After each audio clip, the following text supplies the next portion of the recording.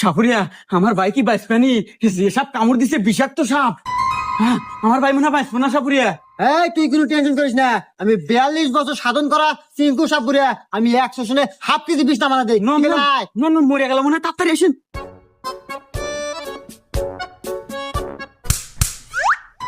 ইস বাপু, তুমি যদি আমাকে 2টা মিনিট আগে আনতে, তাই আমার এই বিষ আমার আয়ত্তে থাকে, আমি বিষ নামাতে পারি। কিন্তু এই বিষ আমার আয়ত্তে আর নাই। এই বিষ চলে গেছে পদ্মা দেবীর আয়ত্তে, আর সাথে মারাও গেছে।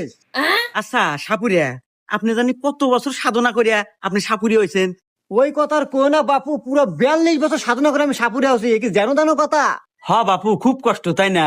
আচ্ছা সাপুরিয়া সাপ, আপনি যে কইলেন ওই মারা গেছে, আরে বাপু ও তো সাপই কামড় দেয় নাই, ও তো ঘুমাচ্ছে। আর যাক সাপ কামড় দিছে এ তো ঘরের মতো। হুমুন্দি কয় গিরা না, এত পেশাল পারে ঘুমায়ও শান্তি নাই। হ্যাঁ,